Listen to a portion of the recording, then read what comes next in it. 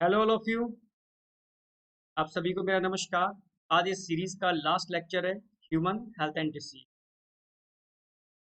तो स्टार्ट करने से पहले first of all I am introduce about myself doctor Manish Dubey. My PhD funded from Indian Council of Medical Research New Delhi. I am senior faculty of zoology Sarvottam institute Kota and I am also senior faculty former senior faculty of zoology Aakash institute Delhi and GCI Sikar. I am also author of chapters of 4 national and international books. My total 22 research paper published in national and international journals. My total teaching experience in this field more than 12 years, more than 5,000 doctors under my mentorship. I will help you to develop crystal clear concept with best notes and example. Crack NEET UG with India's largest learning platform, Unacademy.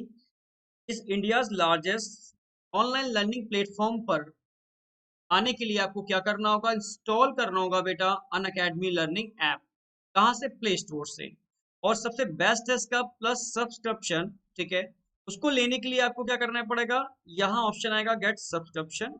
इसमें आप अगर आते हैं यानी इसके plus subscription लेते हैं इसका, तो आपको डेली लाइव क्लासेस मिलेंगे बेटा यहाँ पर, जिसमें आप अपने एजुकेटर के संग इंटरेक्ट कर सकते हैं। स्ट्रक्चर्ड कोर्स हैं, लाइव टेस्ट एंड क्विज हैं जो आपकी स्टडी को इवेलुएट करते हैं। अनलिमिटेड एसेस, यानी आप एक बार सब्सक्राइब करते हैं तो उस ड्यूरेशन तक आप किसी भी एजुकेटर का लाइव या रिकॉर्डेड वीडियो किसी भी डिवाइस पर वॉच कर सकते हैं।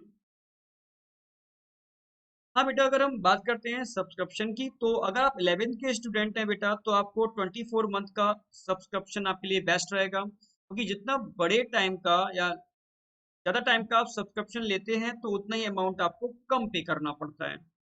और अगर आप 12th के या 13 के स्टूडेंट हैं तो आपको 12 मंथ का सब्सक्रिप्शन बेस्ट रहेगा, 27,000। हाँ, अगर आपको कोई छोटा कोर्स ज्वाइन करना है तो 1 मंथ, 3 मंथ, 6 मंथ फैसिलिटी भी है, बट कॉस्टली पड़ता है। बेटर है कि आप 12 मंथ और 24 मंथ का सब्सक्रिप्शन। और अगर आप कोई भी सब्सक्रिप्शन लेते हैं तो आपको MD001, ये मेरा कोड है, MD मतलब मनीष दुबे, 001 बच्चों को याद रहता है। ठीक है, इस कोड को यूज करेंगे तो हर सब्सक्रिप्शन पर आपको 10% डिस्काउंट मिल जाएगा।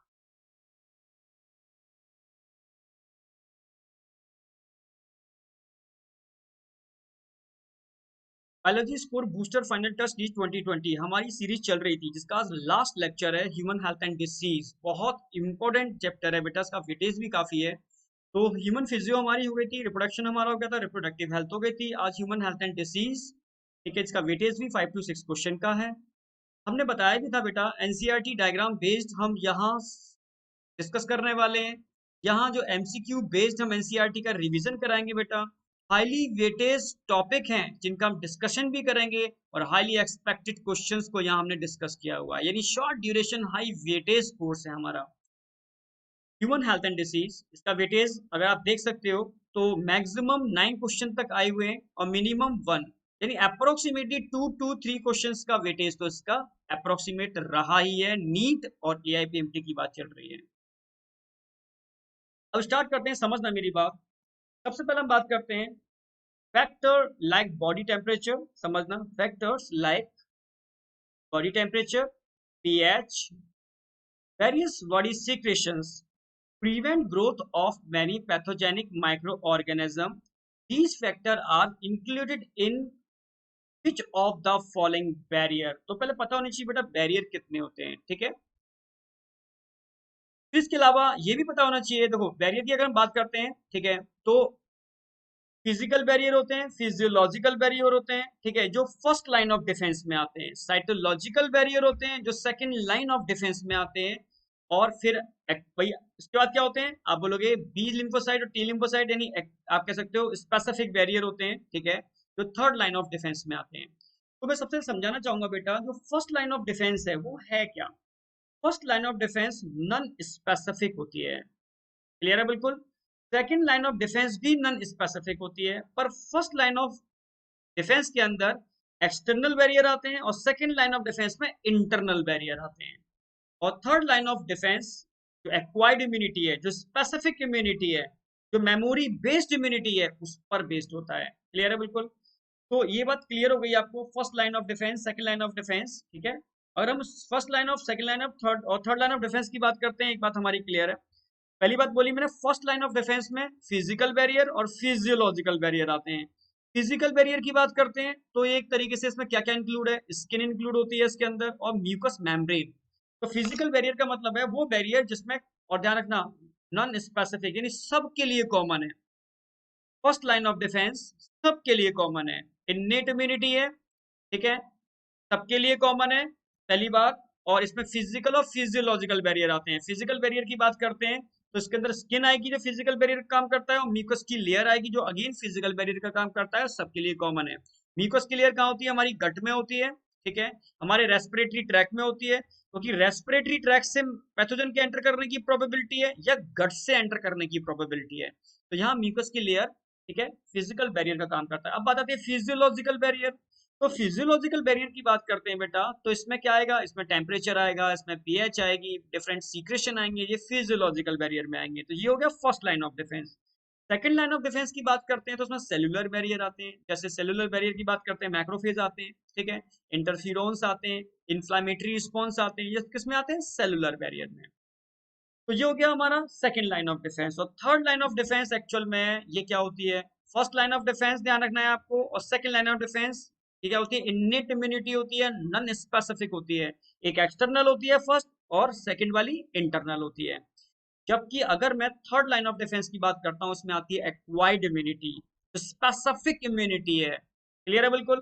तो ये किस पर बेस्ड होती है, बी लिम्फोसाइट और टी लिम्फोसाइट पर बेस्ड होती है। जो बी लिम्फोसाइट होते हैं वो एंटीबॉडी मीडिएटेड इम्यूनिटी बनाते हैं। एंटीबॉडी मतलब ह्यूमरल इम्यूनिटी, ह्यूमरल मतलब बॉडी फ्लूइड मीडिएटेड इम्यूनिटी। जबकि टी लिम्फोसाइट, आप जानते हो टी लिम्फोसाइट 3 टाइप के होते हैं, 4 टाइप के भी फूल के, T killer, T suppressor, T memory, ठीक है, और टी हेल्पर। तो इससे जो बेस्ड होती है, जो स्पेसिफिक होती है, ठीक है, ये थर्ड लाइन ऑफ डिफेंस हो गई। तो अब यहाँ आप समझ में, ये बेसिक समझा दिया मैंने कि इम्यूनिटी का कंसेप्ट क्या है। अब यहाँ ध्यान रखना है आपको, टेम्परेचर, पीएच और वेरियस सीक्रेशन किस में आएंगे, इन्नेट में आएंगे, फिजिकल में आएंगे, या फिजियोलॉजिकल में आएंगे, ये फिजियोलॉजिक बैरियर में आएंगे। स्किन और म्यूकस किस में आएंगे, इनेट में आएंगे, पर फिजिकल बैरियर में आएंगे। एक्वायर्ड इम्यूनिटी की बात करते हैं, ठीक है, एक्वायर्ड एक्टिव भी होती है, एक्वायर्ड पैसिव भी होती है। एक्वायर्ड हमेशा स्पेसिफिक होती है, ठीक है। एक्वायर्ड एक्टिव का मतलब है कि आपने किसी भी पैथोजन ने, ठीक है, बॉडी के अंदर एंटर किया, एंटर करके हमारे इम्यून सिस्टम को इंड्यूस किया, और इंड्यूस करके एंटीबॉडी फॉर्मेशन हुआ, तो उस पैथोजन स्पेसिफिक एंटीबॉडी का फॉर्मेशन होगा, यह एक्वायर्ड एक्टिव हो गया। आप समझ रहे हो क्या। और एक्वाइड पैसिव क्या होगा, एक्वाइड पैसिव का अगर केस आएगा तो पैसिव में ध्यान रखना है आपको, यानी प्रिपेयर्ड एंटीबॉडी अगर बॉडी को प्रोवाइड करा जाए, ठीक है, प्रिपेयर्ड एंटीबॉडी बॉडी को प्रोवाइड कराए जाए तो उसको पैसिव। एक्टिव में, एक्टिव और पैसिव में दो डिफरेंस याद रखना है। एक्टिव का मतलब है बॉडी को इंड्यूस किया जा रहा है एंटीबॉडी बनाने के लिए, और पैसिव का मतलब हो गया प्रिपेयर्ड एंटीबॉडी प्रोवाइड कराए जा रहे हैं, ठीक है। तो एक्टिव और पैसिव में ये कंसेप्ट ध्यान रखना है। पर यहाँ जो क्वेश्चन है वो क्या पूछना चाह रहा है, टेम्परेचर, पीएच और वेरियस बॉडी सिक्रेशन, ये किसमें आएंगे, इननेट में आएंगे, और फिजियोलॉजिकल बैरियर में आएंगे। एक बात क्लियर हो गई, स्किन और म्यूकस फिजिकल बैरियर में आएंगे, और both are first line of defence. Clear है, यहां तक एकदम सेट होना चाहिए। आगे बढ़ते हैं, इंटरफेरॉन की बात करते हैं बेटा। तो इंटरफेरॉन किस में आते हैं, सेकंड लाइन ऑफ डिफेंस में आते हैं, ठीक है। सेकंड लाइन ऑफ डिफेंस की अगर बात करते हैं तो ये स्पेसिफिक होता है, नॉन स्पेसिफिक, नॉन स्पेसिफिक होता है, ये सेलुलर बैरियर्स होते हैं, ठीक है। तो इंटरफेरॉन टेम्पराइज a group of protein produced by interferon को कौन बनाता है, तो कंसेप्ट आपको ध्यान रखना है इंटरफेरॉन का। जैसे मानो कोई वायरस इन्फेक्टेड सेल है, रहेगा आपको थोड़ा सा समझा देता हूँ। कोई सेल है, वायरस का इन्फेक्शन हुआ, अगर किसी सेल में वायरस का इन्फेक्शन होगा बेटा, वायरल जीनोम का एंटर करेगा सेल के अंदर, जब सेल में एंटर करेगा तब क्या करेगा, ये प्रोटीन का फॉर्मेशन करेगा। तो कुछ प्रोटीन ऐसे भी बन जाते हैं, वायरस इन्फेक्टेड सेल कुछ ऐसे प्रोटीन बनाती है, समझना मेरी बात, इन प्रोटीन को क्या करेगी, बाहर रिलीज करेगी, ये क्या होंगे, इंटरफेरॉन।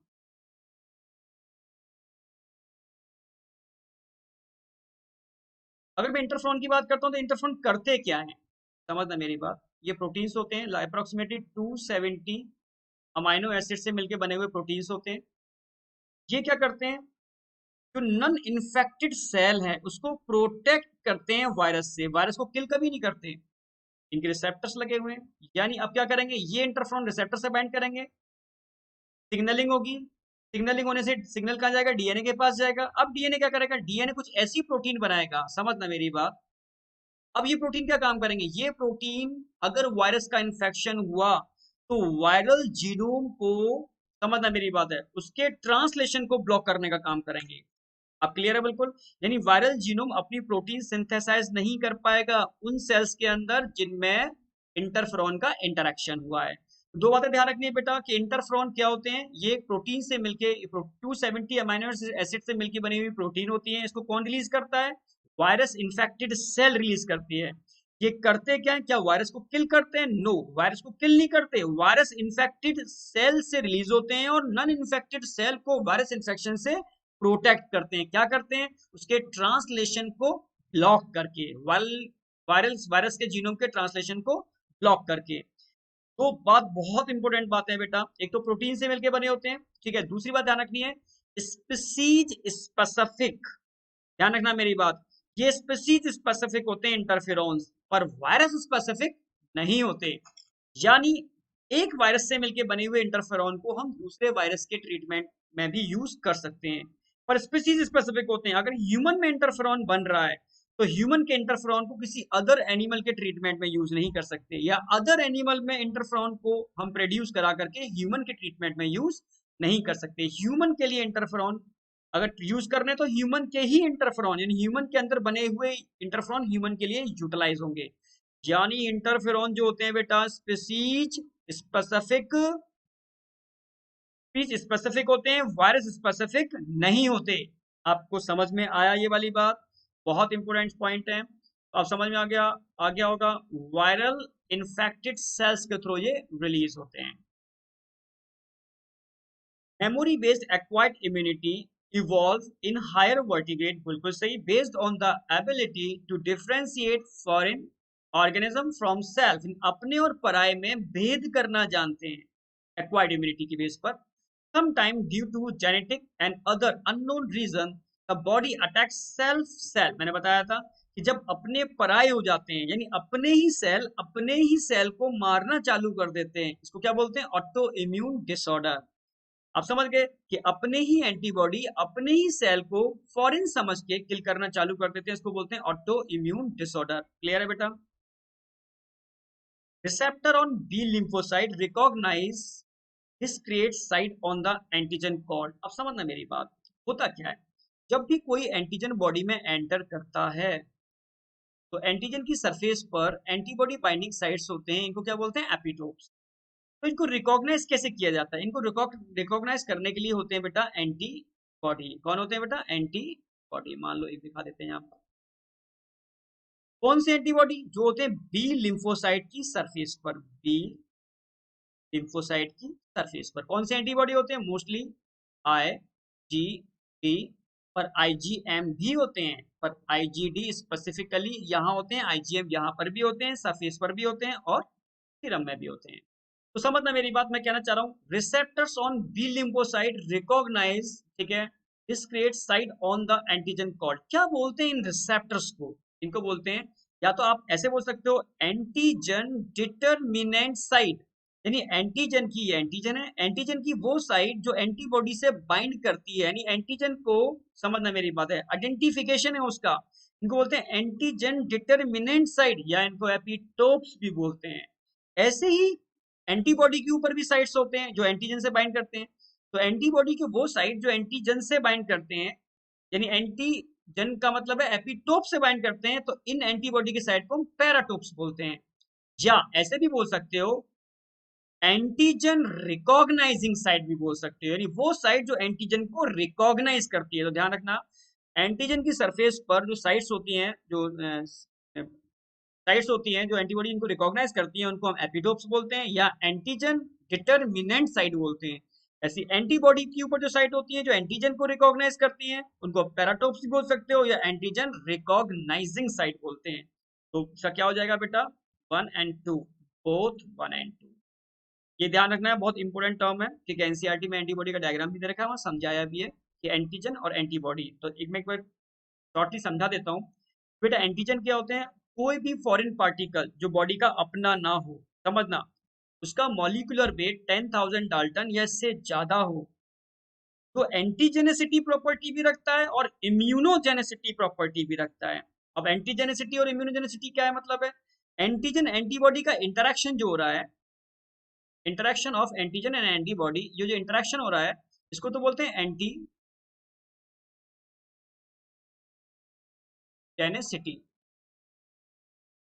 एंटीजेनेसिटी।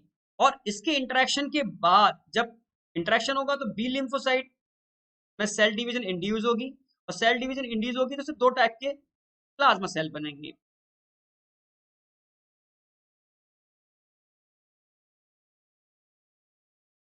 एक एक्टिवेटेड प्लाज्मा सेल होंगे और एक इनएक्टिव प्लाज्मा सेल होंगे, इनको तो बोलते हैं, ठीक है, एक्टिवेटेड प्लाज्मा सेल जो होंगे ये तो एंटीबॉडी बनाएंगे, और जो इनएक्टिव प्लाज्मा सेल होंगे बेटा इनको बोलते हैं मेमोरी सेल। यानी एंटीजन क्या होता है, यानी ऑल फॉरेन पार्टिकल इनका मॉलिक्यूलर वेट 10,000 डाल्टन या से ज्यादा हो। सेकंड, थर्ड क्या है, वो एंटीजेनेसिटी भी रखता हो और इम्यूनोजेनेसिटी भी रखता हो। एंटीबॉडी फॉर्मेशन की जो कैपेसिटी है इसको बोलते हैं इम्यूनोजेनेसिटी।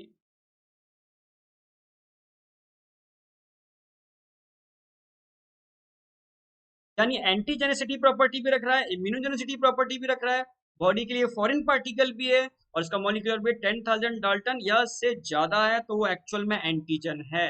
और एंटीबॉडी क्या होते हैं, एंटीबॉडी ग्लाइकोप्रोटीन्स होते हैं, ठीक है। ग्लाइकोप्रोटीन, ग्लाइको टर्म क्यों जुड़ा, क्योंकि इसमें कार्बोहाइड्रेट होता है जो इसकी सॉल्युबिलिटी के लिए रिस्पॉन्सिबल होता है, सॉल्युबल फॉर्म में होते हैं, ठीक है। एंटीबॉडी में आपको ध्यान रखना है, ठीक है, टू हैवी चेन्स होते हैं, टू लाइट चेन्स होते हैं, ठीक है। इनके जो एन टर्मिनस होते हैं वो एंटीजन से बाइंड करते हैं, इनको पैराटोप्स बोलते हैं या एंटीजन रिकॉग्नाइजिंग साइट्स बोलते हैं। और सी टर्मिनस हमेशा बी लिम्फोसाइट की सरफेस से बाइंड रखते हैं। तो ये बेसिक क्लियर हो गया। अब आगे बढ़ते हैं। In the humoral branch of immune system, देखो आप जानते हैं ह्यूमरल मतलब क्या होता है, बॉडी फ्लूइड, यानी ऐसा इम्यून सिस्टम जो बॉडी फ्लूइड बेस्ड है। यानी बी लिम्फोसाइट बेस्ड जो इम्यून सिस्टम होता है, क्योंकि वो बॉडी फ्लूइड बेस्ड होता है, T lymphocyte body fluid based नहीं होता। तो बी लिम्फोसाइट को हम टर्म यूज करते हैं ह्यूमरल इम्यूनिटी, क्योंकि यहाँ पर B lymphocyte antibody body fluid में रिलीज करते हैं जो बॉडी को प्रोटेक्ट करने का काम करते हैं। तो in humoral branch of the immune system antigen induce clonal proliferation of which cell, अभी बताया मैंने लास्ट में, this is clonal proliferation. B lymphocyte से क्या बन रहे हैं, प्लाज्मा सेल बन रहे हैं, this is known as clonal proliferation. अब समझ गए होंगे कि किसके कौन रिस्पॉन्सिबल है इसके लिए, B lymphocyte. Any doubt? Which of the following process stimulate antigen recognition by phagocytosis? समझना मेरी बात, बहुत इंपॉर्टेंट चीज है। Stimulate antigen recognition by phagocytes। अब समझना, एक तो होता है एग्लूटिनेशन। एग्लूटिनेशन में फेगोसाइट का इन्वॉल्वमेंट नहीं है। एग्लूटिनेशन का मतलब है एंटीजन एंटीबॉडी का इंटरैक्शन। ल्यूकोसाइटोसिस आप जानते हो, ठीक है, increase number of WBC during infection और increase number of WBC during cancer, leukaemia. Neutralisation, यहाँ पर भी क्या होता है भाई, कोई भी टॉक्सिन्स आए, एंटीबॉडी उनका इंटरेक्शन होगा, उनको न्यूट्रलाइज, उनकी टॉक्सिसिटी खत्म कर देना, उसको न्यूट्रलाइजेशन बोलते हैं। पर एक टर्म आता है ऑप्सोनाइजेशन। इसमें होता क्या है, मानो कोई ऐसा एंटीजन है जिसको फैगोसिटिक सेल इंगल्फ नहीं करना चाहते या कर नहीं रहे या आइडेंटिफाई नहीं कर पा रहे, तो अब होता क्या है, ऑप्सोनिन, ऑप्सोनिन यहाँ पर हम एंटीबॉडी को यूज करते हैं। तो एंटीबॉडी क्या करते हैं, इन एंटीजन के एपिटोप से बाइंड करके इनको ऐसे सजाते हैं कि फैगोसिटिक सेल इसको इजीली क्या कर लेते हैं, इंगल्फ कर लेते हैं। तो ऑप्सोनाइजेशन, जिसमें ऑप्सोनिन एंटीबॉडी का इन्वॉल्वमेंट होता है, मेरी बात समझ रहे हो क्या? और ये इस तरीके से डेकोरेट करते हैं कि एंटीबॉडी ये एंटीजन मैक्रोफेज क्या कर लेते हैं, इनको मैक्रोफेज इंगल्फ कर लेते हैं।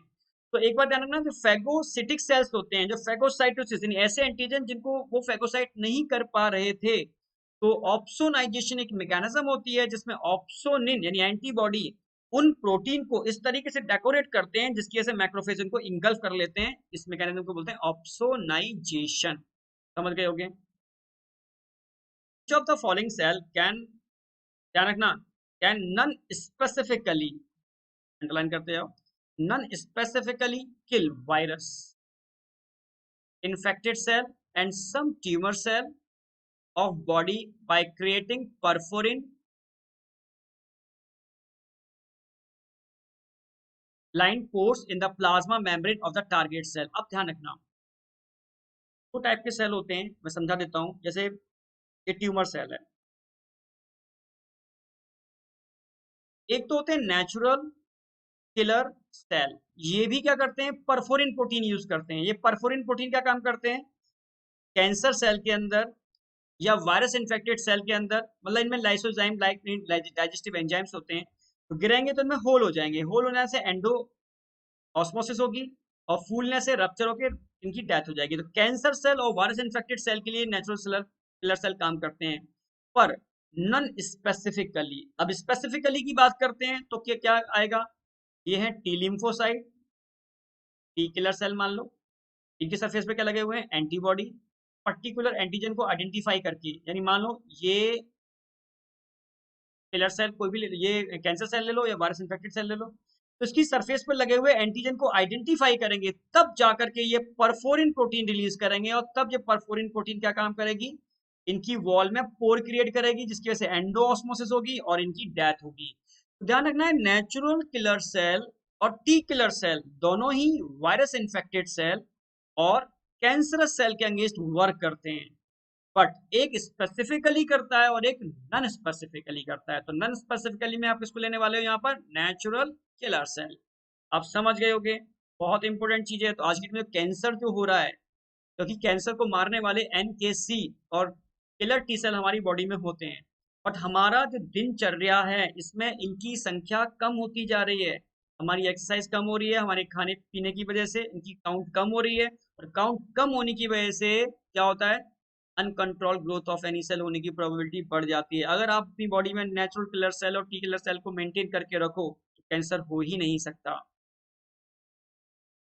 अस्पेसिफिक एलर्जिक समझना, और एनाफाइलेटिक रिस्पॉन्स समझाता हूँ। एलर्जिक क्या होता है और एनाफाइलेटिक क्या होता है। देखो, पेनिसिलिन आप जानते हो, पेनिसिलिन एक एंटीबायोटिक है, अलेक्जेंडर फ्लेमिंग ने खोजी थी और प्रोटीन से मिलकर बनी होती है। जब इस बॉडी एंटीबायोटिक को हम बॉडी में इंजेक्ट करते हैं, तो प्रोटीन जब बॉडी में इंजेक्ट करोगे और बॉडी इसको एक्सेप्ट नहीं करती है, जब फॉरेन समझ लेती है, तब क्या होता है, एनाफाइलेटिक शॉक, जिसकी वजह से डेथ हो जाती है। एनाफाइलेटिक शॉक का मतलब है लार्ज अमाउंट में, समझ रहे हो ना मेरी बात, mast cell, mast cell term ना करके यहाँ यूज करोगे बेसोफिल का, रप्चर होना, यानी लार्ज अमाउंट के अंदर आप कह सकते हो हिस्टामिन का रिलीज होना, जो वैसोडाइलेटर होता है। अगर बॉडी के अंदर बहुत ज्यादा अमाउंट में इसका सिक्रेशन हो जाएगा तो हमारे ब्लड वेसल्स का डायलेशन हो जाएगा, इसकी वजह से एनाफाइलेटिक शॉक, डेथ हो जाती है। इसको बोलते हैं एनाफाइलेटिक शॉक। अचानक से लार्ज अमाउंट के अंदर हमारे ब्लड वेसल्स का डायलेट हो जाना ड्यू टू हिस्टामाइन, यानी ड्यू टू आप कह सकते हो किसी भी एंटीजन के इफेक्ट से। तो स्पेसिफिक एलर्जिक या anaphylactic response usually involve one of the following antibody type. तो कौन से एंटीबॉडी इसके लिए रिस्पॉन्सिबल होते हैं, IgE। एलर्जी या एनाफाइलेटिक शॉक के लिए कौन रिस्पॉन्सिबल होते हैं, IgE। समझ रहे हो, IgG, IG मतलब इम्यूनोग्लोबुलिन, G आप जानते हो, G सबसे स्मॉलेस्ट इम्यूनोग्लोबुलिन होते हैं जो प्लेसेंटा को भी क्रॉस कर जाते हैं, सबसे ज्यादा अमाउंट इन्हीं का होता है। IgM सबसे बड़े होते हैं, पेंटावैलेंट होते हैं, ये बाईवैलेंट होते हैं, ये पेंटावैलेंट होते हैं, बहुत बड़े होते हैं। प्राइमरी इम्यून रिस्पांस में IgM और सेकेंडरी इम्यून रिस्पांस में IgG। IgD में बता चुका हूं आपको, इम्यूनोग्लोबुलिन डी का होते हैं, बी लिम्फोसाइट की सरफेस पर होते हैं, और IgE किसके लिए रिस्पॉन्सिबल होते हैं, एलर्जी के लिए रिस्पॉन्सिबल होते हैं। Any doubt. Which of the following cell has multi-lobe nucleus, यानी किसकी बात कर रहा है, मल्टी लोब न्यूक्लियस, यानी न्यूट्रोफिल्स की बात कर रहा है।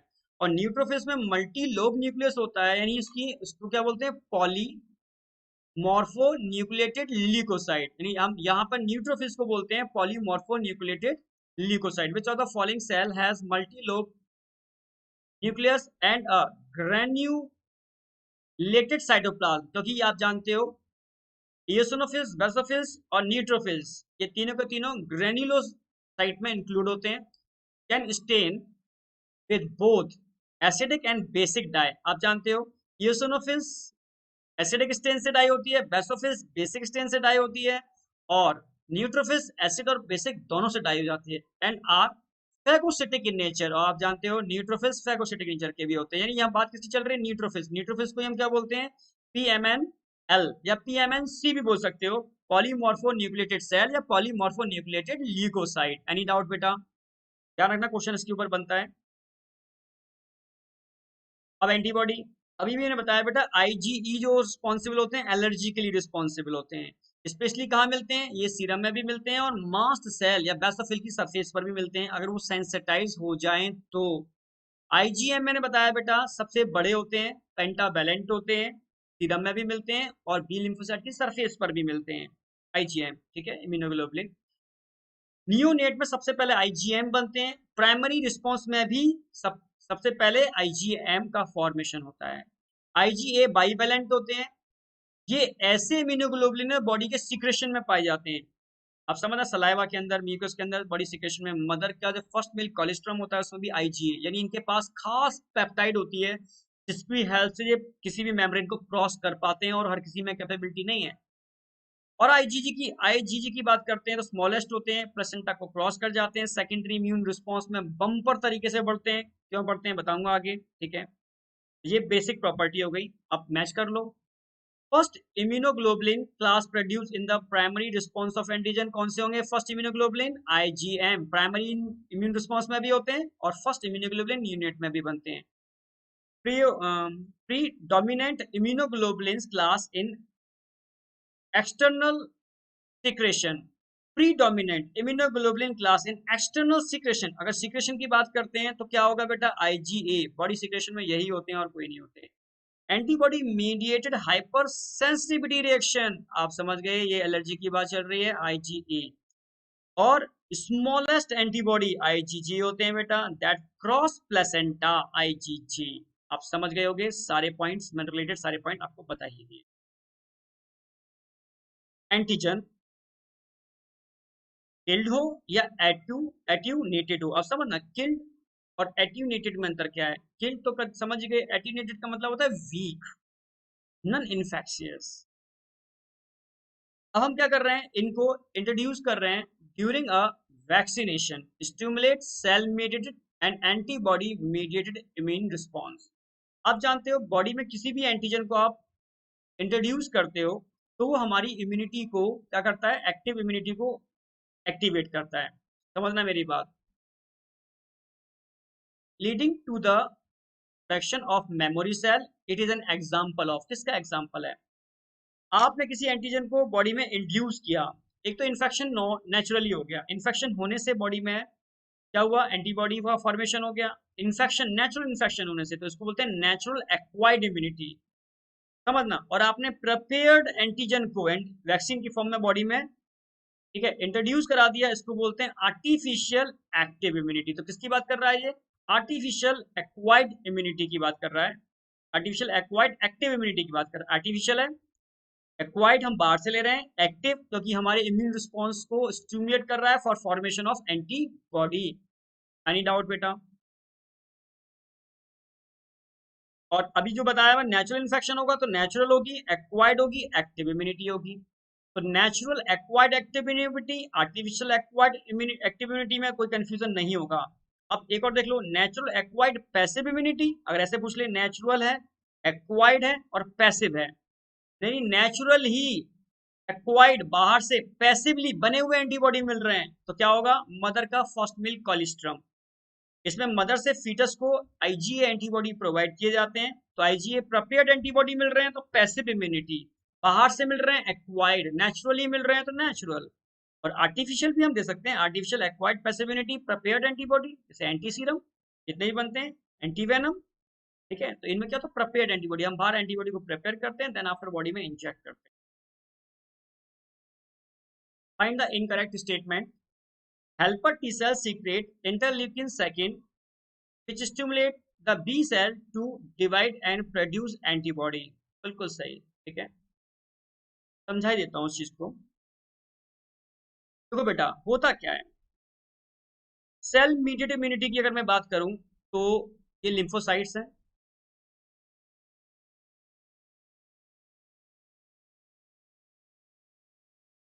अगर लिम्फोसाइट, दो तरीके के केस हो सकते हैं, लिम्फोसाइट पर वायरस का इन्फेक्शन हो जाए, पहला केस, या लिम्फोसाइट फैगोसाइटोसिस करके किसी भी बैक्टीरिया को इनटेक करके इनसाइड लेके आ जाए। इसको बोलते हैं एक्सोजीनस पाथवे, बाहर से किसी एंटीजन का एंटर करना। और यहाँ क्या होगा, ये अपने डीएनए को एंटर करा देगा, नहीं एंटीजन कहाँ बनेगा, इंटरनल। इसको एंडोजीनस पाथवे बोलते हैं। Both are macrophage.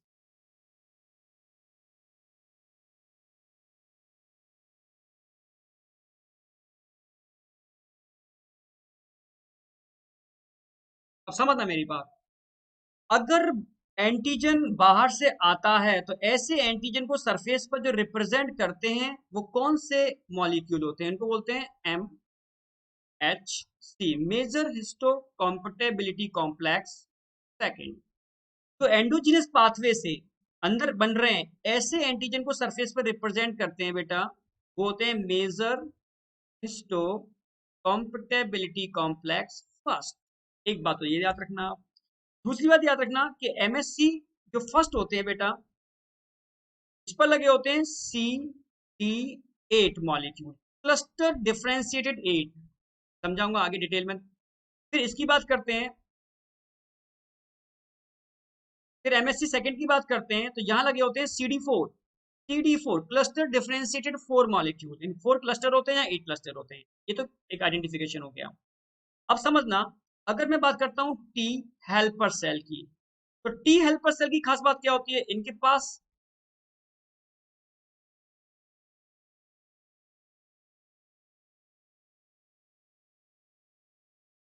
यहाँ 4 क्लस्टर, अच्छा पूरी बात बोल दूं, यहाँ 4 क्लस्टर होते हैं। और 4 क्लस्टर्स को आइडेंटिफाई करने के लिए कौन रिस्पॉन्सिबल होगा, CD4 molecule, cluster differentiated 4 molecule. MSC first के ऊपर 8 क्लस्टर होते हैं। कितने क्लस्टर होते हैं, 8। तो 8 क्लस्टर को आइडेंटिफाई करने के लिए चाहिए, समझना, T killer cell. T killer cell के ऊपर लगे होते हैं CD8 मॉलिक्यूल, यानी CD8 का मतलब हो गया क्लस्टर डिफरेंशिएटेड 8, CD4 का मतलब हो गया क्लस्टर डिफरेंशिएटेड 4।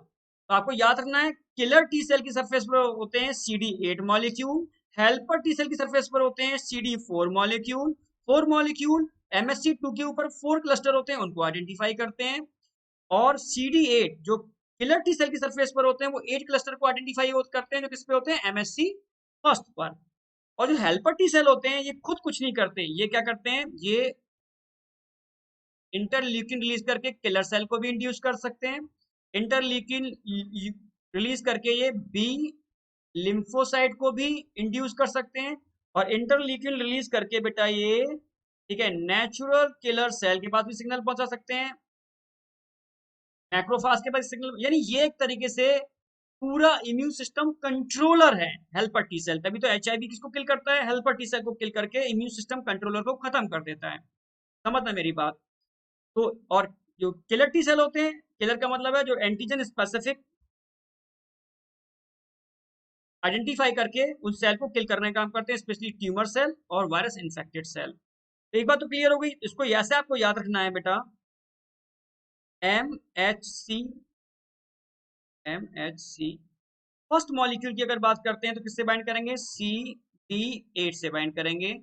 और CD8 किसकी सरफेस पर होते हैं, टी किलर सेल की सरफेस पर होते हैं। सीधा एक पॉइंट। दूसरा ध्यान रखना है आपको,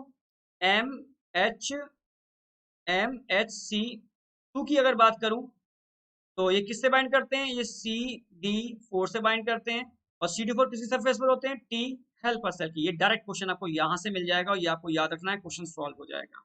और डिटेल में अभी जाने की जरूरत नहीं है, आपने पूरी साल डिटेल में पढ़ा हुआ है, हम क्लास में डिटेल में लेके चलते हैं। यहाँ बस मेन पॉइंट आपको ध्यान रखना है। तो आप देखो, आप helper T cell secrete interleukin second which stimulate B cell to divide and produce antibody. बिल्कुल सही, ये सबको, यानी helper T cell B cell को ही नहीं, helper T cell B cell को भी कर लेते हैं, किलर को भी कर लेते हैं, नेचुरल किलर को भी कर लेते हैं, मैक्रोफेज को भी कर लेते हैं। Lysozyme digestive enzyme can kill microbes ingested during phagocytosis. बिल्कुल सही, जितने फैगोसाइटिक सेल्स होते हैं उनमें लाइसोजाइम होते हैं जो डाइजेस्टिव एंजाइम से उनको डाइजेस्ट कर लेते हैं। एब्सोल्युटली सही। All antigen proteins carbohydrate fat will become immunogenic only when attached to the body protein. क्या तभी इम्यूनोजेनिक है जब बॉडी प्रोटीन से अटैच होंगे, ऐसा तो नहीं है। अगर बॉडी में आप इनको एंटर कराओगे तो ये इम्यूनोजेनिक का काम करेंगे ही करेंगे। आप समझ गए ना, जरूरी नहीं कि उन्होंने कहा only when attach to the body, ये गड़बड़ कर दिया इन्होंने। Cytotoxic T cell attack some tumour cell and transplanted tissue, बिल्कुल सही है। साइटोटॉक्सिक टी सेल जो होते हैं बेटा वही आइडेंटिफाई करते हैं सेल्फ, और यानी टिश्यू ग्राफ्टिंग में इन्हीं का रोल होता है। यानी साइटोटॉक्सिक जो टी सेल होते हैं ये आइडेंटिफाई करते हैं एमएससी मॉलिक्यूल को, और एमएससी मॉलिक्यूल को आइडेंटिफाई करके ये सेल्फ और नॉन सेल्फ में रिकॉग्नाइजेशन करते हैं, और अगर वो अपना बॉडी का पार्ट नहीं है तो उसको रिजेक्ट कर देते हैं। टिश्यू रिजेक्शन में इन्हीं का रोल होता है। ट्यूमर के अगेंस्ट तो करते ही है, ठीक है, transplant tissue cell as well as cell infected microbes, यानी वायरस इन्फेक्टेड सेल के अगेंस्ट भी काम करते हैं। Absolutely right. तो इनकरेक्ट पूछा है, इनकरेक्ट आप समझ गए होंगे कौन सा होगा, थर्ड वाला होगा। of the following is infectious form of plasmodium enter the human body through, यानी अब प्लाज्मोडियम की ह्यूमन के लिए इन्फेक्शियस स्टेज कौन सी होती है, स्पोरोजोइट। और ह्यूमन के अंदर क्या बनते हैं, गैमिडोसाइट, जो किसके लिए इन्फेक्शियस स्टेज हो गई, मॉस्किटो के लिए। यानी मॉस्किटो में जो एंटर करते हैं वो गैमिडोसाइट्स होते हैं, और ह्यूमन में जो एंटर करते हैं वो स्पोरोजोइट होते हैं। हर पैरासाइट की इन्फेक्शियस स्टेज पता होनी चाहिए। और लाइफ साइकिल डाइजेनेटिक या मोनोजेनेटिक। तो प्लाज्मोडियम की लाइफ साइकिल कैसी होती है बेटा, डाइजेनेटिक होती है। दो होस्ट होते हैं, एक प्राइमरी और एक सेकेंडरी। प्राइमरी होस्ट ऑलवेज वो होस्ट होता है बेटा जहां पर सेक्सुअल लाइफ साइकिल वाला पार्ट होता है, और सेकेंडरी होस्ट वो होस्ट होता है बेटा जहां एसेक्सुअल वाला पार्ट होता है। तो यहाँ पर ह्यूमन एसेक्सुअल, ह्यूमन के अंदर इसकी एसेक्सुअल लाइफ साइकिल होती है, इसलिए ह्यूमन इसका सेकेंडरी होस्ट होता है। प्लाज्मोडियम का, प्लाज्मोडियम एक प्रोटोजोआ है जो मलेरिया कॉज करता है, समझना मेरी बात। जबकि मॉस्किटो इसका कौन सा होस्ट हो गया, प्राइमरी होस्ट हो गया, क्योंकि इस प्रोटोजोआ की मॉस्किटो में सेक्सुअल लाइफ साइकिल चलती है। Which malarial pathogen does not show relapse of the malaria, समझना। एक अकेला है फेल्सीफेरम, तो रिलैप्स यानी एक बार होता है तो हो जाता है, रिपीट नहीं होता बार बार। वाइवेक्स रिपीट होगा, ओवेल रिपीट होगा, मलेरिया रिपीट होगा, पर फेल्सीफेरम रिपीट नहीं होगा, एक ही बार में खेल कर गड़बड़ कर देता है। सबसे लीथल अगर कोई होता है तो प्लाज्मोडियम फेल्सीफेरम होता है, ठीक है।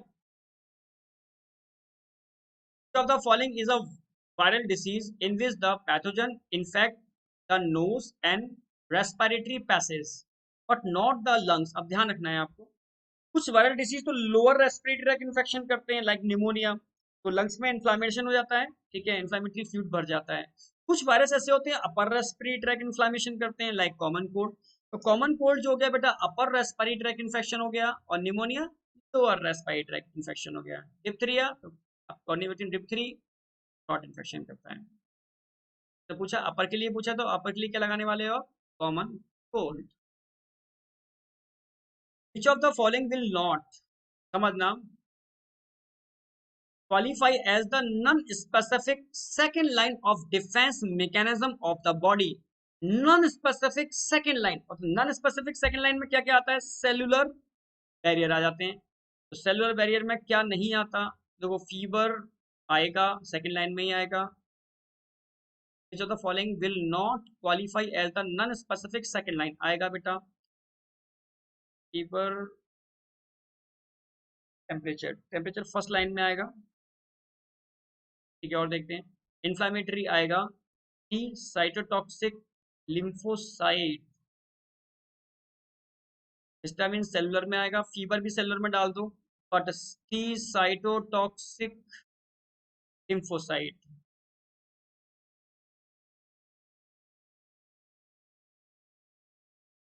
लिम्फोसाइट की बात आ रही है, टी साइटोटॉक्सिक लिम्फोसाइट, बिल्कुल सही। यानी टी सेल और बी सेल की बात कर रहे हैं, और टी सेल और बी सेल सेकंड लाइन में नहीं आते, टी सेल और B cell third line of defence में आते हैं, समझना, स्पेसिफिक में आते हैं, क्लियर है। और सारे सारे नॉन स्पेसिफिक हैं। देखो टी साइटोटॉक्सिक लिम्फोसाइट्स यानी टी साइटोटॉक्सिक या किलर सेल जो होते हैं बेटा वो थर्ड लाइन ऑफ डिफेंस में है, ध्यान रखने हैं आपको, ठीक है, और स्पेसिफिक में आते हैं। Which of these disease is caused by exotoxins released by bacteria and ATS? Injection provide temporary protection. अब समझना, बहुत सारे बैक्टीरिया ऐसे होते हैं जो कुछ टॉक्सिन रिलीज करते हैं, इनको एक्सोटॉक्सिन्स बोलते हैं। इन टॉक्सिन से बचने के लिए हम क्या यूज करते हैं, एंटीबॉडी, सीरम कंटेनिंग एंटीबॉडी। तो जैसे टिटेनस का केस ले लो, टिटेनस के केस में टॉक्सिन रिलीज होता है, ये टेटानोस्प्लाज्मिक टॉक्सिन होते हैं। तो टिटेनस के टेटानोस्प्लाज्मिक टॉक्सिन के अगेंस्ट हम क्या देते हैं, एटीएस का इंजेक्शन देते हैं। एटीएस वैक्सीनेशन नहीं है। एटीएस का मतलब होता है serum containing antibody, anti tetanus serum. Anti tetanus serum, serum containing ऐसा सीरम जिसमें एंटीबॉडी होते हैं जो टेम्परेरी काम, टेम्परेरी का मतलब है जो टॉक्सिन रिलीज हो रहे हैं टेम्परेरी, इनको तो प्रोटेक्ट कर लेंगे, पर अगर बाद में इन्फेक्शन होगा तो उसके लिए काम नहीं करेंगे, क्योंकि इनकी लाइफ बहुत शॉर्ट लाइफ होती है। एक बात क्लियर है। पर अगर हम टेटनस के टॉक्साइड बॉडी में इंजेक्ट करा दें, टेटनस के टॉक्साइड, ध्यान रखना, कुछ तो होते हैं, ठीक है भाई, एंटीजन होते हैं, एंटीजन किल्ड फॉर्म में भी होते हैं, एटीन्यूएटेड फॉर्म में भी होते हैं, तो वो हो गया वैक्सीन। पर जो बैक्टीरिया टॉक्सिन रिलीज करते हैं तो उनके केस में हम क्या इंड्यूस कराते हैं, हम टॉक्सिन को क्या करते हैं, इनएक्टिवेट करते हैं, और इनएक्टिव टॉक्सिन को बोलते हैं टॉक्सॉइड। तो टॉक्सॉइड वैक्सीनेशन का काम करते हैं। तो ध्यान रखना, टिटनेस के केस में हमारा वैक्सीनेशन करेंगे तो टॉक्सॉइड यूज करेंगे, और एटीएस लगाएंगे तो एटीएस क्या है, एक टेम्परेरी ट्रीटमेंट है जिसमें एंटीबॉडी होते हैं जो कि टिटनस टॉक्सिन से इंटरेक्ट करके उस समय आपको प्रोटेक्ट कर लेते हैं, पर बहुत ज्यादा समय तक प्रोटेक्ट नहीं करते। Which is not related with ringworm. अब जानते हो रिंग वॉर्म में ट्राइको, तीन ही ध्यान रखनी है आपको, ट्राइकोफाइटॉन, एपिडर्मोफाइटॉन, माइक्रोस्पोरम, एस्कैरियोसिस, ये रिंग वॉर्म में नहीं आता, राउंड वॉर्म हो गया। Find the incorrect statement with respect to vaccine. अब वैक्सीन की बात चल रही है, इनकरेक्ट आपको ढूंढना है। Vaccines are not required if we have better hygiene and sanitisation. आप बहुत अच्छी बेटर जगह पर हो तो क्या वैक्सीन की रिक्वायरमेंट नहीं होती, ये कहना चाह रहे हैं, ठीक है। फिर देखो, इनकरेक्ट पूछा, ध्यान रखना, करेक्ट में काउंट करो। Dangers of vaccine, preventable disease are many time greater than the risk of serious adverse reaction to vaccine. जैसे पोलियो के केस में होता है, प्रिवेंशन में यूज करते हैं, एट्यूनेटेड वायरस होता है, पर अगर वो एक्टिवेट हो गया तो नॉर्मल इंसान के अंदर भी पोलियो क्रिएट कर देगा। Vaccines provide vaccines provide us with artificially acquired active immunity. Yes, artificially होती है, acquired immunity होती है, ठीक है। Vaccines work on the principle of memory. Vaccines provide us with artificial, ठीक है, acquired active immunity, बिल्कुल सही। Vaccine work on the principle of memory. Yes, incorrect पूछा है तो फर्स्ट ही होगा। अब देखो, vaccines are not required if we have better, नहीं नहीं बिल्कुल सही, रॉन्ग हो जाएगा। क्या आप बहुत अच्छी जगह, बेटर जगह पर रह रहे हो, ठीक है, हाइजेनिक कंडीशन में रह रहे हो, सैनिटाइजेशन कंडीशन है, तो क्या आपको वैक्सीन की रिक्वायरमेंट नहीं है? जगह से मतलब नहीं होता, वैक्सीन की रिक्वायरमेंट है, क्योंकि इन्फेक्शियस डिसीज अगर बॉडी में एंटर कर जाए तो प्रॉब्लम क्रिएट कर देगी। वैक्सीन मेमोरी बेस्ड होते हैं, वैक्सीनेशन तो एक समझना मेमोरी बेस्ड है, जो एक तरीके से आप कह सकते हो हमें प्रोटेक्ट करती है फ्यूचर में होने वाले इन्फेक्शन से, तो आप कह सकते हो फर्स्ट वाला रॉन्ग हो गया। नेक्स्ट आ जाओ।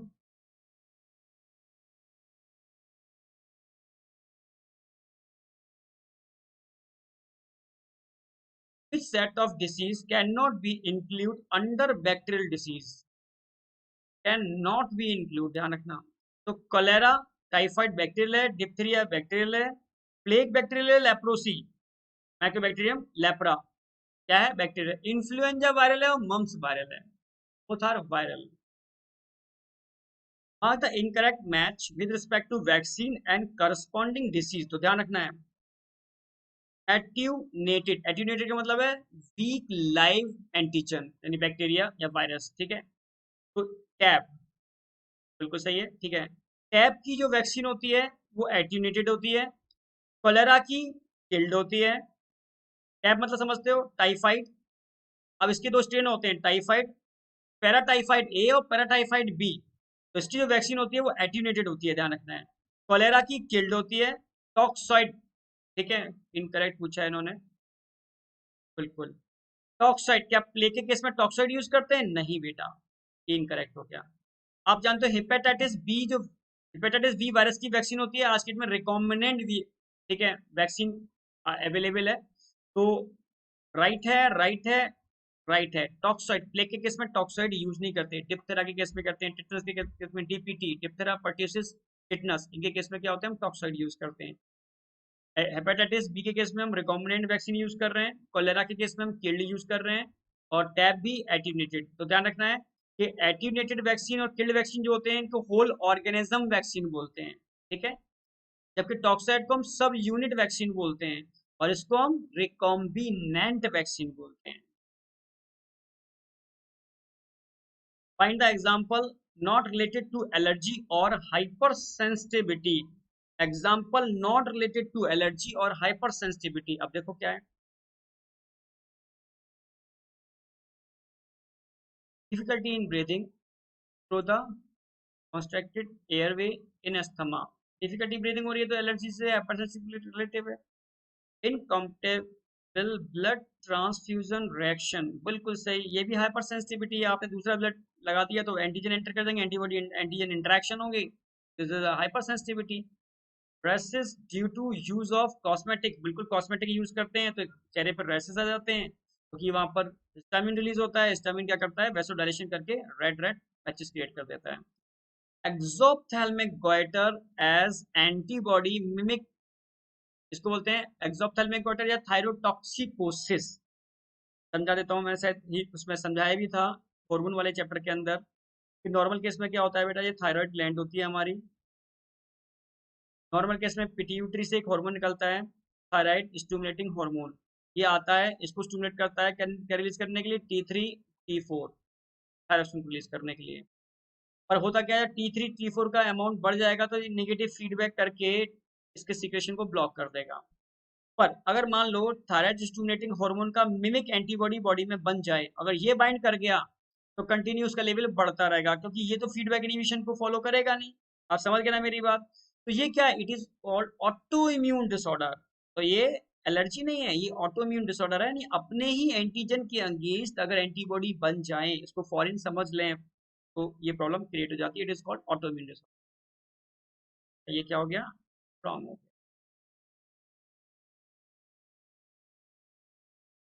नॉट रिलेटेड पूछता है। Which of these cell at the immune response of both cell mediated, दोनों था ना, दोनों की cell mediated immunity and B cell to produce antibody, यानी cell mediated immunity and also stimulate B cell, इसको humoral भी बोलते हैं, बी सेल mediated भी बोलते हैं, टू प्रोड्यूस एंटीबॉडी, दोनों के लिए रिस्पॉन्सिबल है। कौन होगा, मैंने अभी समझाया था आपसे पहले कि ओनली हेल्पर टी सेल काम करते हैं। तो हेल्पर टी सेल की अगर मैं बात करूं बेटा, तो हेल्पर टी सेल की सरफेस पर कौन से मॉलिक्यूल होते हैं, की सरफेस पर होते हैं CD4 मॉलिक्यूल। और ये CD4 मॉलिक्यूल किससे बाइंड करते हैं, ये बाइंड करते हैं MHC2 से बाइंड करते हैं। आप समझ गए होंगे MHC2 का कंसेप्ट क्या है, CD4 का कंसेप्ट क्या है। और CD4 ही जो होते हैं वो बी लिम्फोसाइट को भी कंट्रोल कर लेते हैं, मैक्रोफेज को भी कंट्रोल कर लेते हैं और टी लिम्फोसाइट को भी कंट्रोल कर लेते हैं with the help of interleukin. आप समझ गए। तो अब क्या बात चल रही है यहाँ पर, CD4 टी सेल की बात चल रही है। CD4 टी सेल ये बी लिम्फोसाइट को कंट्रोल करने में कैपेबल होते हैं, यानी हेल्पर टी सेल की बात चल रही है। CD8 टी सेल किलर हो गए, आप समझ गए होंगे, ये तो हो गए हेल्पर टी सेल, ये हो गए CD8 T cell, T killer cell. Natural killer cell आप जानते हो साइटोटॉक्सिक टी सेल, और एक होते हैं मेमोरी। सारा क्लियर हो गया होगा। Host defence that is active in form infections is, अगर किसी फॉर्म का इन्फेक्शन हो जाएगा तो सबसे यहाँ पर बेस्ट क्या है उससे बचाने के लिए, सबसे बेस्ट होते हैं बेटा इयोसिनोफिल्स, क्योंकि इयोसिनोफिल्स की अगर मैं बात करता हूँ फॉर्म इन्फेक्शन के केस में, तो ये एंटी पैरासिटिक एक्टिविटी भी रखते हैं और एंटी एलर्जिक की एक्टिविटी भी रखते हैं, क्योंकि इनके अंदर होते हैं लाइसोसोम जैसे छोटे छोटे वेसाइकल जिनमें डाइजेस्टिव एंजाइम भरे होते हैं, समझना। तो ये बड़े बड़े पैरासाइट के ऊपर इनको रिलीज करके परफोरेशन कर देते हैं। आप समझ गए क्या, उसमें इनका मेन रोल है host defence that is most active in warm infectious is, ये सुनोफिल्स आप लगाओगे। In the given figure, what is incorrect about A, B and C? Antibody का स्ट्रक्चर है, एनसीईआरटी की लाइन है, ध्यान रखना है आपको। मैं पूरा समझा देता हूँ। ये डाइसल्फाइड बॉन्ड है, सारे के सारे डाइसल्फाइड बॉन्ड, क्योंकि ध्यान रखना है कौन से बॉन्ड होते हैं इनके बीच में, डाइसल्फाइड बॉन्ड जो सेव लगते हैं। ये कौन सी चेन है, हैवी, ये कौन सी है, लाइट। दो हैवी चेन होती हैं, दो लाइट चेन होती हैं, क्लियर है बिल्कुल। और ध्यान रखना इनके जो अपर वाले पार्ट होते हैं ऑल आर वेरिएबल रीजन, जबकि लोअर वाले पार्ट सबके कैसे होते हैं कांस्टेंट रीजन। कांस्टेंट का मतलब है इनमें चेंज नहीं मिलेंगे, जो भी चेंज आते हैं अपर वेरिएबल रीजन के, तो क्योंकि एंटीबॉडी तो एक जैसे होते हैं पर हजारों एंटीजन के लिए एंटीबॉडी स्पेसिफिक होते हैं, तो जो भी स्पेसिफिक होंगे वो वेरिएबल रीजन में चेंज होने की वजह से होंगे। ठीक है, जो ऊपर वाली साइड होती है ये एंटीजन बाइंडिंग साइट्स होती हैं, जबकि नीचे वाली साइड होती है यहाँ पर COOH होता है, COO, क्योंकि पॉलीपेप्टाइड चेन है। दो टर्मिनस होते हैं, ऊपर वाला टर्मिनस क्या होगा एन टर्मिनस NH2, ये क्या होगा एन टर्मिनस, नीचे वाला क्या होगा सी टर्मिनस। तो सी टर्मिनस से क्या करते हैं ये बी लिम्फोसाइट की सरफेस से बाइंड होते हैं और एन टर्मिनस से एंटीजन से बाइंड होते हैं। अब समझ में आ गया होगा बेसिक स्ट्रक्चर। ठीक है, अब देखो ए क्या है, ये receptor represent antigen binding site of antibody molecule made up of both variable region of high and heavy polypeptide chain, light होगी यहाँ पर of light molecule made up of both variable region of light and heavy polypeptide chain। एक ही अगर बात करते हैं, देखो एक लाइट चेन है इसके अंदर, एक हैवी चेन है, लाइट चेन है हैवी चेन है। ठीक है, एब्सोल्युटली राइट। ये देखो it is a light chain, B का है, it is a light chain. ठीक है, it is a heavy chain, ठीक है, इट इज हैवी चेन। ये देखो फिर से A is antigen binding site, ठीक है, ए एंटीजन बाइंडिंग साइट है, present at C terminal end, नहीं बेटा सी टर्मिनल कौन हो गया, ये वाला सी टर्मिनल, ये क्या हो गया एंड टर्मिनल, तो ये रॉन्ग हो जाएगा। Which of the following infectious disease have been controlled to large extent by the use of vaccines? अब समझना, आप जानते हो पोलियो तो हमने बड़े स्केल पर यूज किया ही है। ठीक है, टीपीटी, टीपीटी के नाम से वैक्सीन आती है, गवर्नमेंट प्रोग्राम में, WHO प्रोग्राम में इंक्लूडेड है। डिप्थीरिया, पर्ट्यूसिस, टेटनस, इन तीनों की भी वैक्सीन बड़े स्केल पे दे रहे हैं। पोलियो भी बड़े स्केल पे गवर्नमेंट प्रोग्राम में इंक्लूडेड है, तो चारों की इंक्लूड है ABCD। Diphtheria antitoxin, diphtheria antitoxin की मतलब बात क्या कर रहा है, टॉक्साइड की बात कर रहा है। ठीक है, must be given with in 24 hour of the first appearance of the symptom of diphtheria. Antitoxin term, antitoxin का मतलब क्या है, toxoid. Ascariasis is infection infection with the parasitic roundworm Ascaris lumbricoides. Yes, which people are at high risk of having this infection? ध्यान रखना है, infectious stage कौन सी होती है एस्केरिस की, आप बोलोगे टेट्रा न्यूक्लिएटेड सिस्ट, जो बॉडी में एंटर करती है। और एस्केरिस के केस में जो एस्केरियसिस होती है वो किस वजह से होती है, क्या होता है सिम्टम, क्या है उसमें फ्लास से अल्सर होते हैं, स्टूल के अंदर म्यूकस और ब्लड देखने को मिलता है। कौन करता है, आप बोलोगे सिंगल, यानी सिंगल, एक सिंगल सूडोपोडिया होता है इसके पास, इसको कह सकते हैं सिंगल सूडोपोडिया कंटेनिंग स्पीसीज। ठीक है, जो उसके लिए इन्फेक्शियस स्पीसीज है जो फ्लास से अल्सर क्रिएट करती है। पर आप पूछ क्या रहा है, ये पूछ रहा है कि कंडीशंस दे रखी हैं कि इन्फेक्शन के हाई रिस्क क्या क्या होंगे, poor personal hygiene and poor sanitisation, और ऐसा करेंगे तो एस्केरिस का इन्फेक्शन होने की प्रोबेबिलिटी है। Person who live in place where faeces are used as fertiliser, बिल्कुल सही बात है। मैक्सिमम केस में तो जितना भी सीवेज वाटर है वो फर्टिलाइजेशन में यूज होता है, और सीवेज वाटर में क्योंकि ये कहाँ होता है टेट्रा न्यूक्लिएटेड सिस्ट, आप लोगे फीकल मैटर में होता है, फीकल मैटर कहाँ गया, सीवेज वाटर में गया, सीवेज वाटर कहाँ गया, एज ए फर्टिलाइजर यूज हो रहा है, तो ये वेजिटेबल्स वगैरह में अटैच हो जाता है टेट्रा न्यूक्लिएटेड सिस्ट। और अगर आपने बिना धोए इसको इनटेक कर लिया तो इन्फेक्शन होने की प्रोबेबिलिटी है। Person consuming food drink contaminated with Ascaris है, बिल्कुल सही, तो ऑल ऑफ दीज आ जाएगा। यानी एस्केरिस का इन्फेक्शन हमेशा कंटामिनेटेड फूड से होता है, ध्यान रखना। जो बहुत साफ सफाई नहीं रखते हैं, गंदे तरीके से रहते हैं, गिरी हुई चीजें खा लेते हैं, उनमें इसके इन्फेक्शन होने की प्रोबेबिलिटी सबसे ज्यादा। MSC, major histocompatibility complex, first and second, antigen are the reason that tissue में बी रिजेक्ट, मैंने बताया था यही टिश्यू एक्सेप्टेंस और रिजेक्शन टिश्यू ग्राफ्टिंग में इनको यूज किया जाता है। तो कौन से सेल इनको आइडेंटिफाई करते हैं, बताया था मैंने, B cell, plasma cell, natural killer cell या किलर टी सेल। याद आ गया होगा, killer T cell. It is responsible for identification of MSC1 and MSC2। Tissue rejection में टी किलर सेल का रोल होता है। मार्क द organ where T lymphocyte acquired antigen specific receptor, यानी training school of T lymphocyte क्या होता है, आप बोलोगे थाइमस। यहाँ पर टी लिम्फोसाइट का मैच्योरेशन होता है। बी लिम्फोसाइट ध्यान रखना है। और टी लिम्फोसाइट बनते कहाँ पर हैं, आप बोलोगे बोन मैरो में बनते हैं। बट बी लिम्फोसाइट मैच्योर तो वहां हो जाते हैं, पर टी लिम्फोसाइट का मैच्योरेशन कहाँ होगा, आपको ध्यान रखना है, थाइमस में। It is a training school of T lymphocyte. Innate immunity refer to, अब बात कर रहे हैं इन्नेट। इन्नेट का मतलब है जो बाई बर्थ मिली हुई है, ठीक है। डिफेंस और नॉन स्पेसिफिक है। Defence that are present at birth, yes. They act against all microbes in same way, बिल्कुल सबके लिए कॉमन है। इन्नेट सबके लिए कॉमन होती है, ठीक है। इन्नेट को हमने डिवाइड किया है, ध्यान रखना है भाई। इन्नेट इम्यूनिटी टू टाइप की होती है, बता चुका हूँ, इन्नेट और एक्वायर्ड। इन्नेट में दो क्वेश्चन आएगा, विच of the following defence system, first line है, सेकंड लाइन और third line, which included in innate, first और सेकंड इंक्लूडेड इन इन्नेट और third line included in acquired, ठीक है। और फर्स्ट लाइन के अंदर कौन आएगा, फिजिकल और फिजियोलॉजिकल, और सेकंड लाइन में कौन आएगा, सेलुलर बैरियर। समझ गए। थर्ड लाइन में कौन आएगा, बी लिम्फोसाइट और टी लिम्फोसाइट। नेक्स्ट आ जाओ। नॉट हैविंग मेमोरी कंपोनेंट, क्या इन्नेट इम्यूनिटी मेमोरी कंपोनेंट नहीं होते, नहीं होते बेटा, ठीक है, राइट। मेमोरी कंपोनेंट कहाँ होते हैं, आप बोलोगे एक्वायर्ड में होते। Non specific type of defence, yes, non specific. Adaptive immunity है, ये एडेप्टिव नहीं है, वो एक्वायर्ड होती है, ध्यान रखना है आपको। ABCD,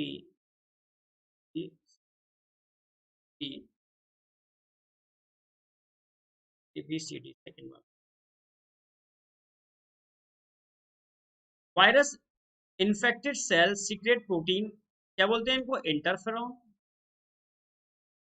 which protect non-infectious cell from the further, बता चुका हूँ बहुत डिटेल में। If a disease is transmitted through contaminated article like cloth, like toys, soaps, ठीक है, सर्जिकल इंस्ट्रूमेंट, सिरिंज, इनके लिए कॉमन टर्म यूज करते हैं, ठीक है।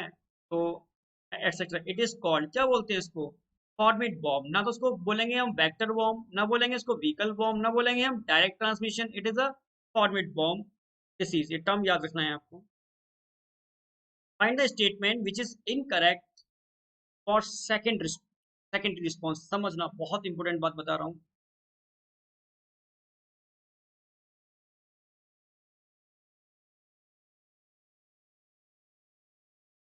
First immune response, second immune response.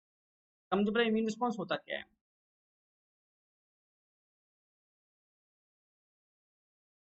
मानो कोई ह्यूमन है, ह्यूमन में कोई specific antigen bacteria virus first time enter करता है, फर्स्ट टाइम,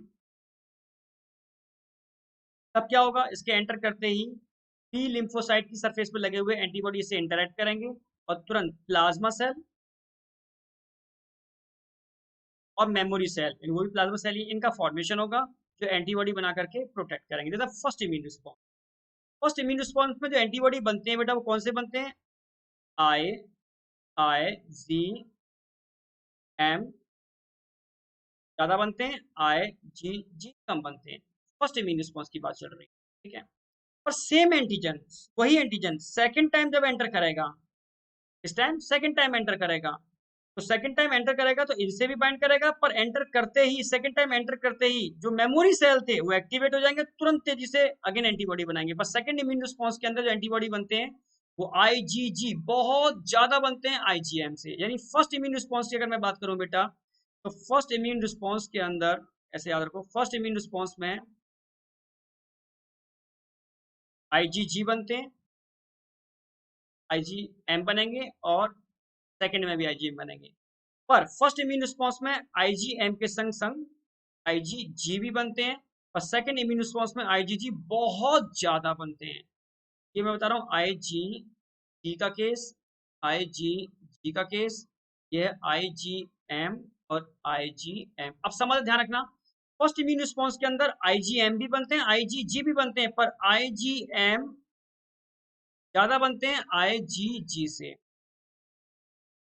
बॉडी के अंदर। सेकेंड इम्यून रिस्पॉन्स में IgG बहुत बहुत ज्यादा बनते हैं IgM से, second immune response. First immune response और सेकंड में ध्यान रखना है आपको, फर्स्ट इम्यून रिस्पॉन्स जब कोई एंटीजन फर्स्ट टाइम एंटर करता है, सेकंड इम्यून रिस्पॉन्स जब वही एंटीजन सेकंड टाइम एंटर करता है, उसको सेकंड इम्यून रिस्पॉन्स बोलते हैं। समझ में आया नहीं आया?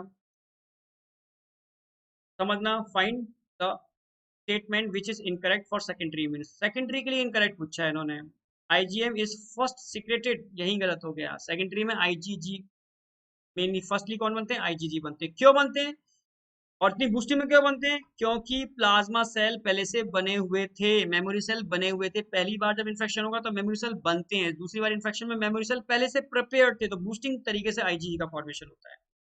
ये इनकरेक्ट हो गया। इट इज हाईली, ठीक है,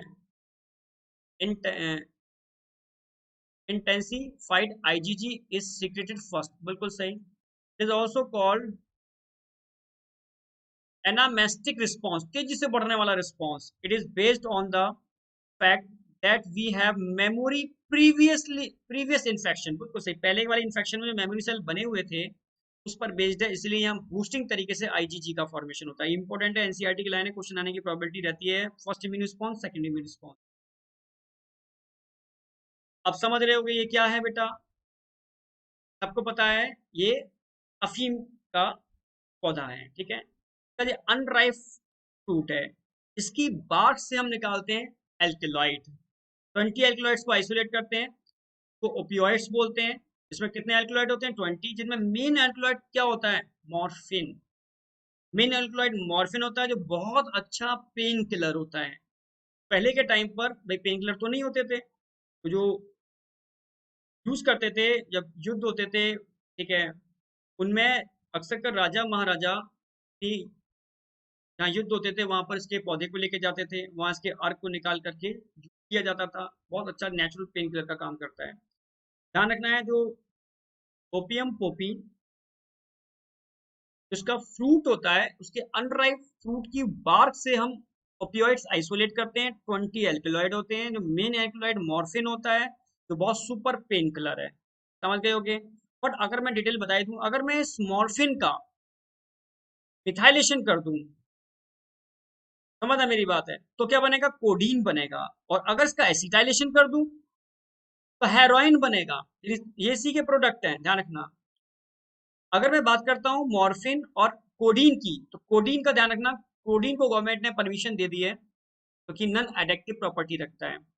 अब सिरप में भी कोडीन को हम यूज करते हैं, पर कोडीन और मॉर्फिन के एक ड्रॉबैक है, इनकी रिसेप्टर दो जगह होते हैं, हमारे ब्रेन में भी होते हैं और हमारी गट में भी होते हैं। इनको लेने से गट पेरिस्टालसिस स्लो हो जाती है और कॉन्स्टिपेशन के शिकार होने की प्रोबेबिलिटी बढ़ जाती है। ध्यान रखना, रिसेप्टर में भी क्वेश्चन आता है कि मॉर्फिन और कोडीन या ओपियोइड के रिसेप्टर कहाँ देखने को मिलते हैं? ब्रेन में भी होते हैं और हमारी गट में भी होते हैं।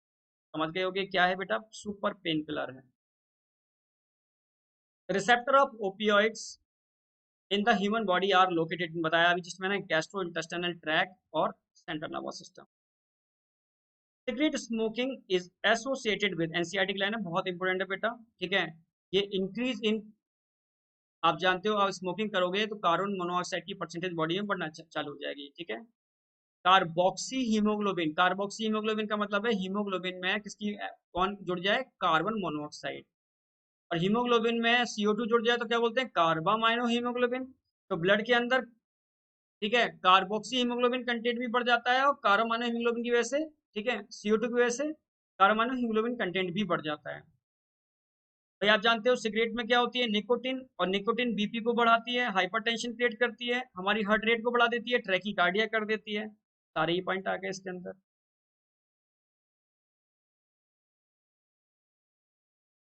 The following drug have हेलुसिनोजेनिक property.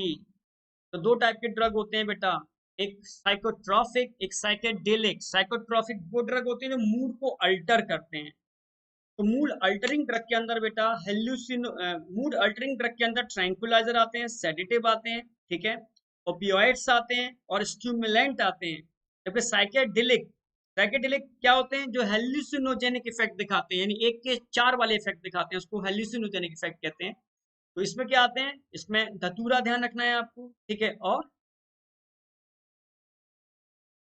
भांग ध्यान रखनी है आपको, ठीक है, यानी आप कह सकते हो धतूरा और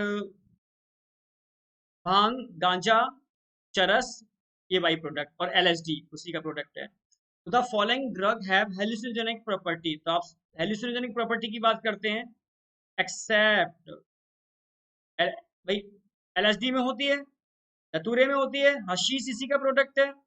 इसमें नहीं होती एम्फेटामिन, एम्फेटामिन आप जानते हो स्टिमुलेंट्स हैं, इनको anti fatigue, anti sleep, anti, समझ रहे हो, हंगर ड्रग्स बोलते हैं, जो अक्सर कर एथलीट्स लेते थे। रसिया में पहला केस देखने को मिला था। इनको सुपरमैन ड्रग भी बोलते हैं, क्योंकि ये एकदम बॉडी में ड्रास्टिक चेंज करते हैं, यानी इनकी वजह से ध्यान रखना है ब्रेन के अंदर डोपामाइन का लेवल बढ़ जाता है और हमारे सिंपैथेटिक नर्वस सिस्टम का एक्टिवेशन हो जाता है, क्योंकि बॉडी में बहुत सारी चीज डालने की रिस्पॉन्स। देखो यहाँ भी correct option regarding the drug source effect, ठीक है। आप जानते हो कोकेन, कोकेन कोक या कोका प्लांट भी बोलते हैं, नाम होता है एराथ्रोजाइलम कोका, वहां से आइसोलेट करते हैं। और ये सुपर स्टिमुलेंट है। सुपर स्टिमुलेंट क्यों है कोकेन? क्योंकि आप जानते हो कोकेन का इफेक्ट मैं बता देता हूँ, pre synaptic no, post synaptic no. Pre से डोपामाइन निकलता है, डोपामाइन निकलता है, रिसेप्टर से बाइंड करता है, तब बाद में डोपामाइन वापस अंदर आता है। तो कोकेन क्या करती है? ये डोपामाइन के रीअपटेक को ब्लॉक कर देती है। जब कोकेन डोपामाइन के रीअपटेक को ब्लॉक कर देगी तो सिनेप्टिक क्लफ्ट में डोपामाइन का लेवल बढ़ा रहेगा, और डोपामाइन जहां रिलीज होता है सिंगल फॉर्म में, वो आप कह सकते हो सुपर तरीके से स्टिमुलेंट का काम करता है, एक तरीके से सुखद एहसास, ठीक है, प्लेजरेबल कंडीशन क्रिएट करता है। तो इसलिए लोग कोकेन यूज करते हैं, ठीक है, क्योंकि कोकेन लेने से आपको बहुत अच्छी फीलिंग होती है। तो सीएनएस, हाँ, पर गलत हो गया, इफेक्ट डिप्रेजेंट का काम नहीं करता, स्टिमुलेंट का काम करता है, हेरोइन, पपावर, सोमनीफेरा, फिर हमसे हम इसको आइसोलेट करते हैं, एब्सोल्युटली राइट। स्टिमुलेंट का काम करते हैं? नहीं बेटा, हेरोइन कौन है बेटा? अभी बताया मैंने, हेरोइन बेटा बहुत अच्छा डिप्रेजेंट है, स्टिमुलेंट नहीं, डिप्रेजेंट है। और मैंने बताया भी था मॉर्फिन के एसिटाइलेशन से बनती है ये, ठीक है। और ध्यान रखना है बहुत अच्छा पेन किलर भी है, कह सकते हो पेन किलर, मॉर्फिन आ गया, पेन किलर कह सकते हो, रिप्रेजेंट भी बोल सकते हो उसको, ठीक है, और इसको स्टिमुलेंट नहीं बोलोगे। हशीश की अगर बात करते हैं बेटा, हशीश ये कैनाबिस सटाइवा से आइसोलेट करता है, बिल्कुल सही है। और हेल्यूसिनोजेनिक प्रॉपर्टी रहता है कैनाबिस सटाइवा से, मैंने बताया था इसकी लीफ यूज करेंगे तो भांग बन जाएगी, ठीक है। और उसी के बाई प्रोडक्ट फीमेल इनफ्लोरिसेंस, ठीक है, उसके रेजिन, इसी से हसीस, समझ रहे हो ना मेरी बात, और एटसेट्रा के अदर सबस्टेंस बनते हैं। उसके आइसोलेटेड फॉर्म से एलएसडी का फॉर्मेशन भी होता है, वो भी इसी के फॉर्म है। और ये एलएसडी इससे से नहीं बनता, एलएसडी केमिकल फॉर्म है, नेचुरली आइसोलेटेड फॉर्म है, ठीक है, अलग तरीके से आइसोलेट करते हैं, से कैनाबिस सटाइवा से आइसोलेट नहीं करते इसको, हसी को, एलएसडी को, ठीक है। धतूरे की अगर बात करते हैं तो एब्सोल्युटली राइट बेटा, हेल्यूसिनोजेनिक इफेक्ट दिखाता है, कैनाबिस सटाइवा से आइसोलेट करते हैं हसीस को। धतूरा जिम्सन वीड है, स्टिमुलेंट नहीं है, हेल्यूसिनोजेनिक इफेक्ट दिखाता है। तो इनकरेक्ट पूछा है, करेक्ट ऑप्शन पूछा है, तो करेक्ट में सिर्फ एक ही आ रहा है, और all incorrect. During HIV infection which glycoprotein molecule present on, अब ध्यान रखना, एचआईवी जो होता है इसकी सरफेस पे ग्लाइकोप्रोटीन होते हैं, सरफेस पे होते हैं ग्लाइकोप्रोटीन 120, अंदर की साइड में जो मेम्ब्रेन में होते हैं, ठीक है, वो होते हैं 41। तो अगर इन्फेक्शन होगा तो किसका होगा? ये एचआईवी उन्हीं सेल में इन्फेक्शन करता है जिनकी सरफेस पर CD4 मॉलिक्यूल होते हैं, समझना मेरी बात। तो जिनकी सरफेस पर CD4 मॉलिक्यूल होते हैं वही अटैक करेगा, तो यानी इसका इंटरेक्शन किससे होगा? आप बोलोगे उन सेल से जिनकी सरफेस पर CD4 मॉलिक्यूल है, और यानी जो इंटरेक्शन होगा ग्लाइकोप्रोटीन 120 एचआईवी की और CD4 मॉलिक्यूल सेल्स का। अभी तो मैंने बोला कि एचआईवी का जो इन्फेक्शन होता है उसका टारगेट सेल क्या होता है? हेल्पर टी सेल, समझना। तो हेल्पर टी सेल टारगेट होते हैं क्योंकि हेल्पर टी सेल की सरफेस पर CD4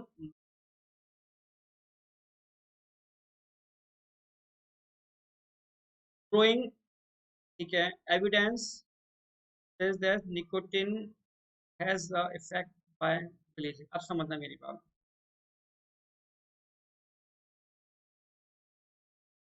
Growing evidence suggests that nicotine has its effect by releasing. अब हम निकोटिन के इफेक्ट की बात कर रहे हैं। निकोटिन करता क्या है, समझा दूं आपको। तंबाकू खा रहे हो, निकोटिन है। सिगरेट पी रहे हो, निकोटिन है। कार ले रहे हो, निकोटिन ले रहे हो। निकोटिन करती क्या है, ये बॉडी में जाती है, आपकी एड्रिनल ग्लैंड को स्टिमुलेट करती है और एड्रेनलिन नॉर एड्रेनलिन के लेवल को ब्लड में बढ़ा देती है। एड्रेनलिन नॉर एड्रेनलिन का लेवल बढ़ेगा तो ये रिसेप्टर से बाइंड करेगा और रिसेप्टर से बाइंड करते ही कास्केट सिस्टम के थ्रू ब्लड में ग्लूकोज के लेवल को बढ़ा देता है। इसलिए सिगरेट तंबाकू लेने से इंसान एनर्जेटिक फील करता है कुछ टाइम के लिए, क्योंकि ये एड्रेनलिन ग्लैंड को स्टिमुलेट करके एड्रेनलिन नॉर एड्रेनलिन और एड्रेनलिन नॉर एड्रेनलिन रिसेप्टर से बाइंड करके ग्लूकोज के लेवल को ब्लड में इंक्रीज कर देता है। तो ये स्टिमुलेंट का काम करता है, इसका मैकेनिज्म। गाबा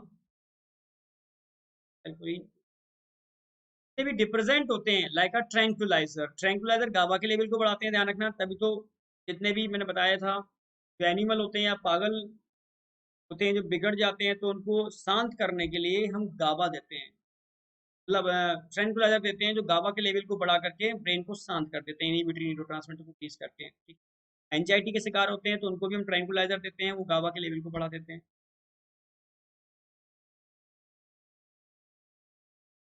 थैंक यू बेटा, all the best for NEET 2020। Have a trust in yourself and be a winner.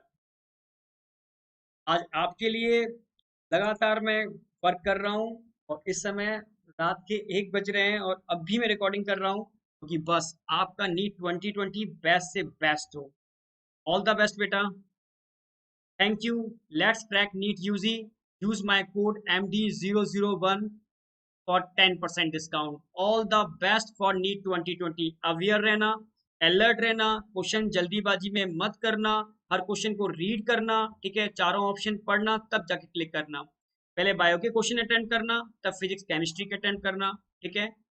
और बायो के क्वेश्चन अटेंड फर्स्ट राउंड के अंदर जो आपको करेंटली होते जा रहे हैं, सेकंड राउंड में जिनमें डाउट आ रहा है, फिर फिलिंग करना, देन फिजिक्स केमिस्ट्री अटेंड करना। अपने ऊपर बिलीव रखना, आपने पूरी साल बहुत मेहनत की है, रिजल्ट बहुत अच्छा मिलने वाला है। ऑल द बेस्ट बेटा।